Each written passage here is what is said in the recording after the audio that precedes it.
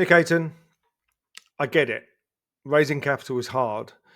And if you're a founder and you feel as though you're beating your head against a brick wall, things are not happening as quick as you like, I understand. I've raised capital for my own ventures. I've helped other founders raise capital. It always takes longer than you think. And the journey, the road ahead is full of potholes. It may well be that you're trying really hard, you're working really hard, but there's things that are letting you down. So this video where we're going to discuss the top 12 things you should or you must be doing to be ready to raise capital. And what I don't want to happen is for you to let the side down because you're just missing one or two of the very basic things, or you've misread things, or you're giving away the wrong signals. So let's get into it, shall we? Top 12 things you must do to be ready to raise capital. Number one, determine the ask. It may strike you as odd, really, that I have lots of conversations with founders, and when you say to them, so how much you're looking to raise, they're not very specific with the answer. They can be a bit vague. At the one end of the spectrum, somebody says, 10 million. At the other end of the spectrum, they say, oh, yeah, we don't need very much. It could be 500K or it could be 1 million. Well, what is it? You've got to be very specific about the ask. And the ask is dressed up in lots of different problems because the investor will always want to know that. And what they're trying to fathom is very early on the state of your business and whether you warrant that degree of investment. If you're super early, their calculation would be maybe you need less to improve the proposition, to move it along a bit before you raise a bit more. So if you ask a lot too soon, it works against you, sends the wrong signals. If you don't ask for enough, less of a problem, but you'll always be asked how you came up with that number, which leads us to number two, really. Evaluate the value. So valuations are a minefield of problems. And if you get this wrong, it will turn investors off immediately. And one of the things you have to think about is being able to justify and support whatever value you come up with. I talk to founders and they say, Nick, we're looking for 1 million, but we're only offering 10% equity for that. So you're valuing your business at 10 million. And I'm not sure if they've connected the dots often, but it's unrealistic. And if you've got revenue and you've got recurring revenue and you've got lots of customers and you've been in the market for 18 months and you're scaling nicely, 10 million valuation is in the window. It's within your sights. But if you're pre-revenue and you don't have a lot of traction, it's crazy. And so the value can open or close the door on the investor, not only in terms of testing the size of ticket that they prefer to deploy. The other hidden roadblock here is they will ask you who else is involved and who else is looking to invest. And as you get a bit further on, the question always comes up is, have you got a term sheet or an offer from somebody else? Because they're looking for validation of that value and your business. Number three, prepare 3 business plans. And a lot of people push back on me on this and say, why 3? It's overkill. Here's the answer. At some point, when you get towards the slightly bigger raises, you will be asked for 3 scenarios, 3 business plans. And I think this is really good practice because you'll have your vanilla base case, what I would call the plan that's in the middle. And that is the case where, with the wind in the right direction and all things landing where you think they should, this is the business plan and the numbers and the revenue and the performance of the business that you expect. My suggestion is you have a pessimistic case. You dial it back a bit. Maybe it's because the pipeline or the deals or some of the deals you think are going to take longer or they don't happen. So you're just detuning the ambition a little bit. And that's good to have, right? Because we're going to end up with sensitivity analysis here. And then you have the megalomaniac plan, which is if the wind is behind you and everything's falling into place and you're winning customers hand over fist and you're riding a trend or a wave, then we can see what the potential is. Now, each of these 3 plans might have a slightly different capital requirement, But let's assume you keep the capital requirement the same. What the three plans give you is a degree of sensitivity around understanding the operating levers, the things that can really make an impact on the business. And bearing in mind, you want to make sure that costs don't track above or pari passu revenue. Every dollar has to fight for its life to make more than a dollar's return. Otherwise, there's no point in being in business. And forget the argument about Uber, that it's all about market share and it's all about users. That may be okay for certain Silicon Valley based VC sort of plans, but for the majority, they want to see how you're going to make money and over what period of time. And they want to see that you thought about it in sufficient detail. So 3 plans is there. Number 4,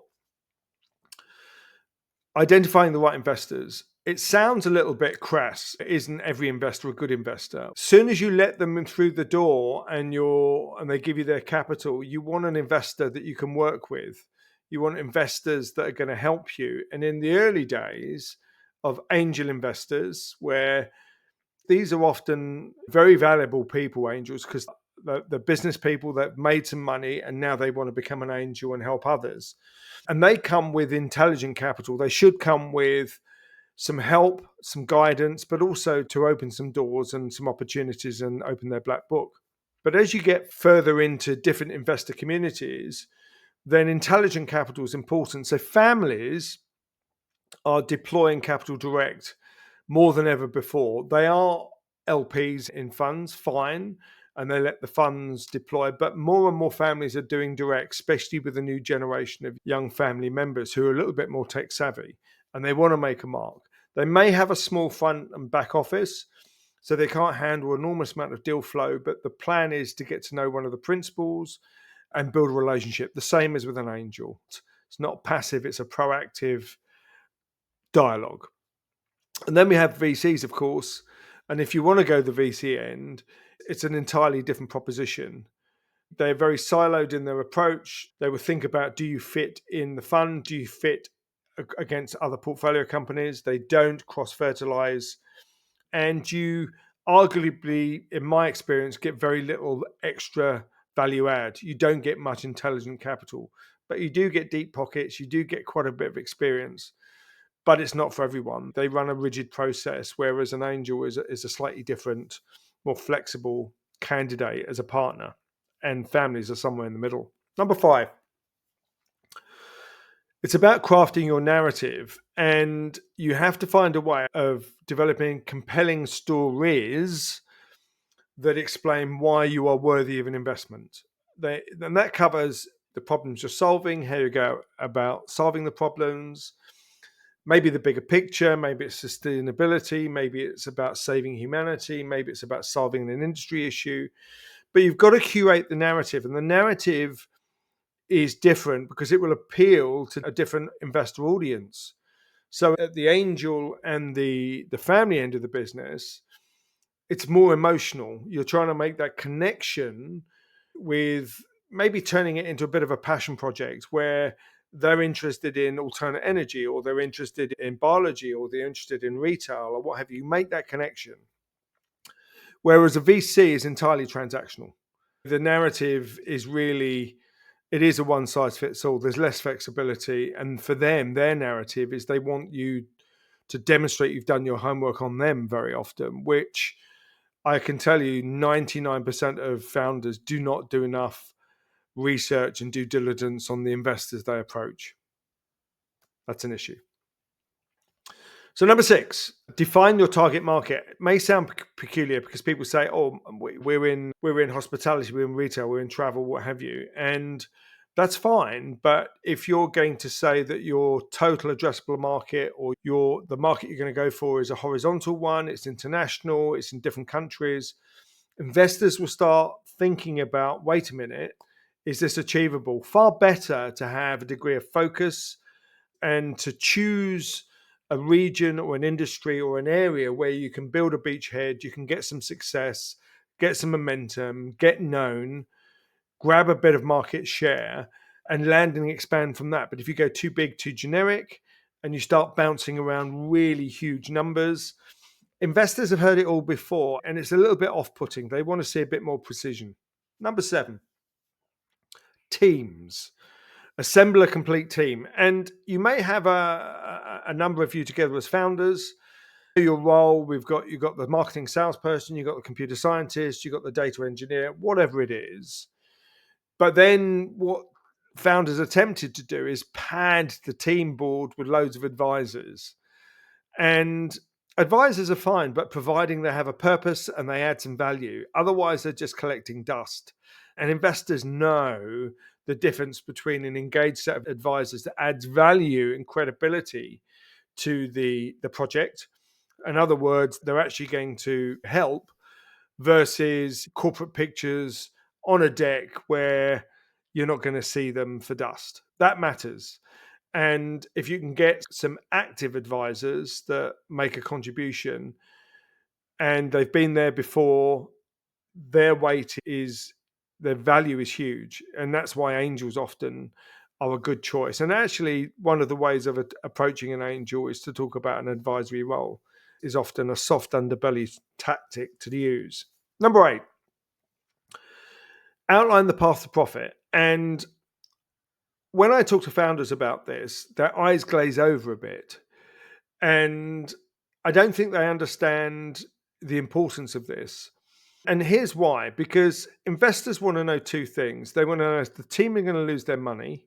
So they're doing an assessment of maturity, the proposition, and all of the things where they're trying to get comfortable. Is this the right team to lead this opportunity to deploy the capital for success? The second part of that equation is, when can I get my money out? When do I get my return on capital? So this is where the path to profit is important, because you've got your 3 business models, the sensitivity and the difference between revenue that makes you a profit, so the revenue and cost equation, and therefore you'll have some sense of, and again, you can dial it up and dial it down in terms of the things you need and things you may not need, which will affect profitability. But ultimately, you've got to show that you'll get to break even, and then you'll start getting in clear water. You're starting to make money. The business is covering its costs. And most investors have a window where they'll expect that path to profit to happen. And if it's too far out, the short-term investors lose interest, because as soon as you start hitting profit, you start the opportunity for the multiplying effect of profit, and it adds to the value of the position.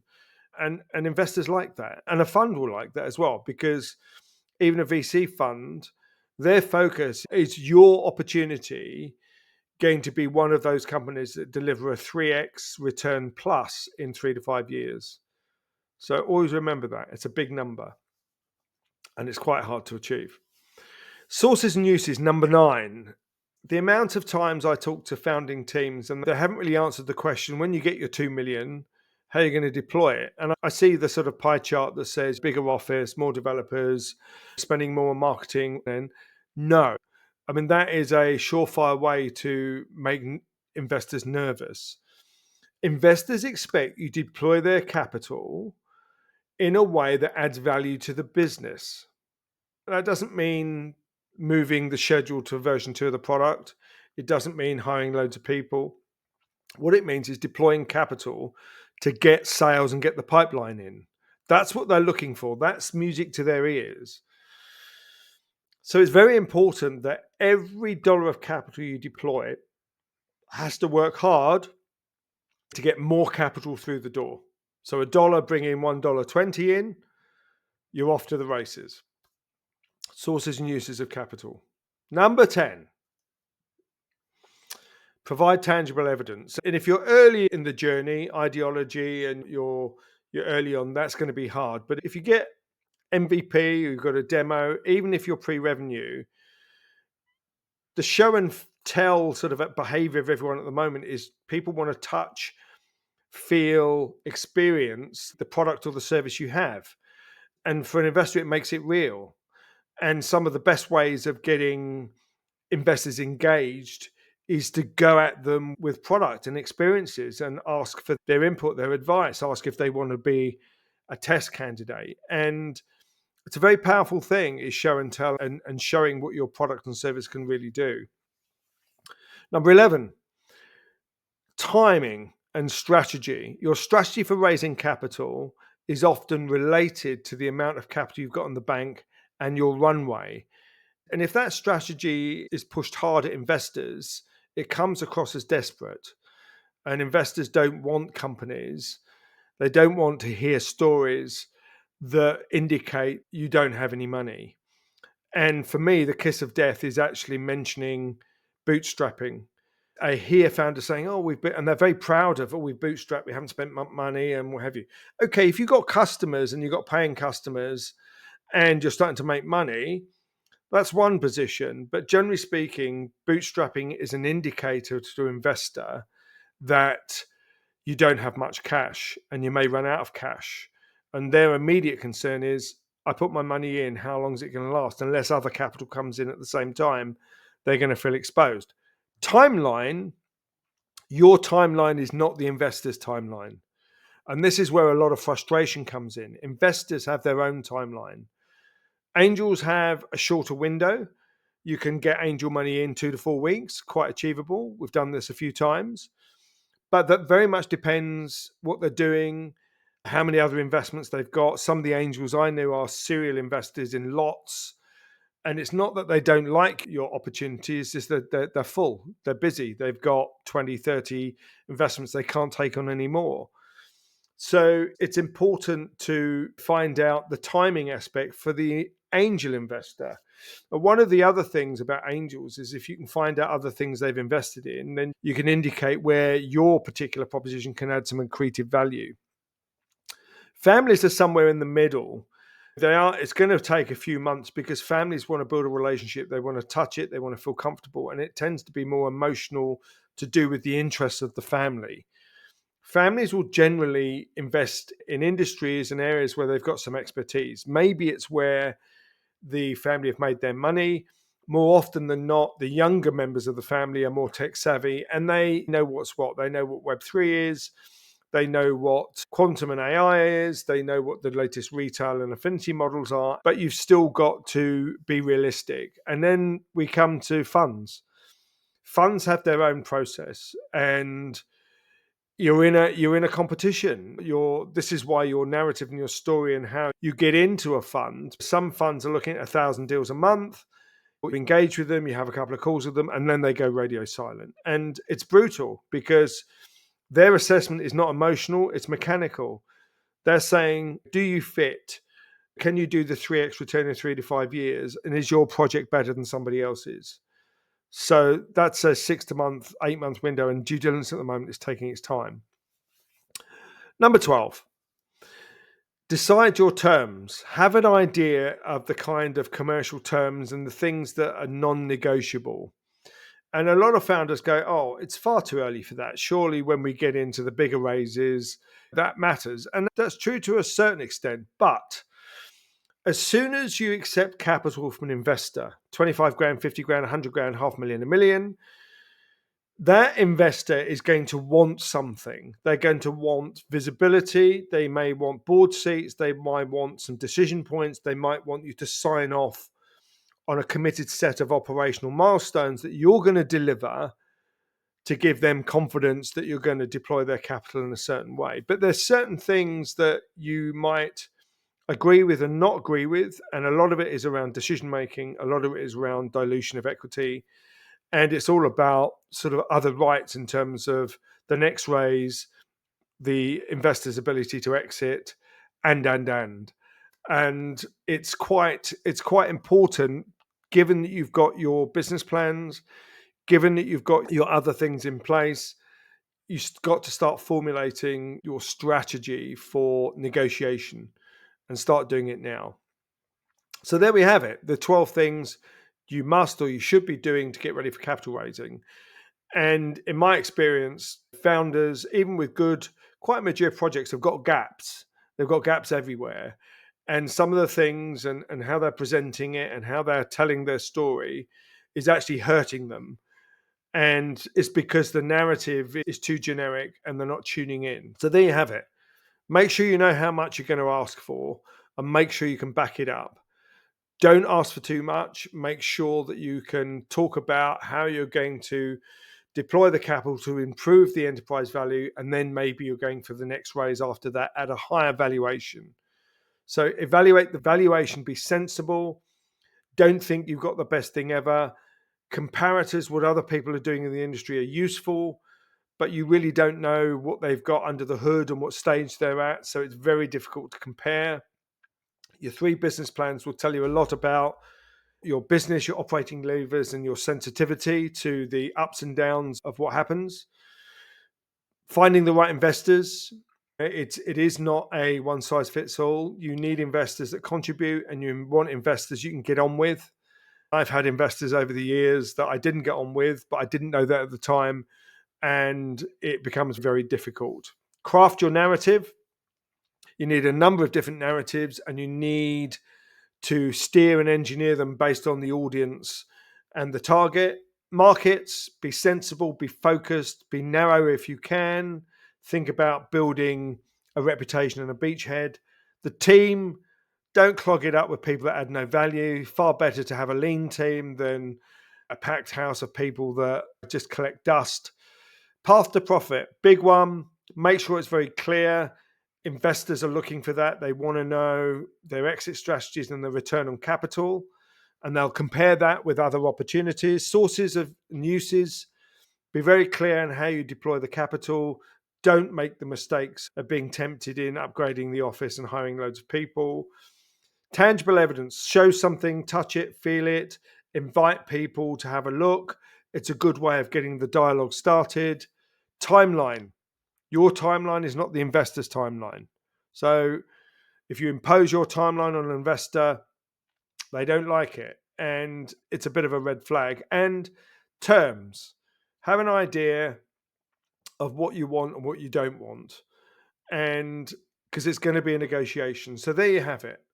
Hopefully, you found some things in there you're thinking, I need to tweak that, or I haven't got that. And yes, I need one of those. So if that's the case, I've done my job, which is to put things in front of you. Now, this is just an initial list. The full list is much more detailed, much more in depth, and we can dig into that. And my offer to you, if you found this useful, is send me an invite, maybe send me a deck. Let's have a 30-minute call. Let's go through where you are. I'll be able to give you a quick feel for the things that I think are working and the things that might need a little bit of work. I don't have a great deal of time, but I have some time. And if you've got something and you're taking this seriously and taking it to heart, then I'm happy to do that. So there's a lot here. There's a lot of other stuff that you need to think about. Stay with it. Stay in the game. It is a game. You're learning the rules of the game. You're learning the sensitivities of the game. You will get there if you've got a good proposition and you're telling the right story to the right people at the right time. Then you'll get there. Have faith, and I'll talk to you soon. Bye for now.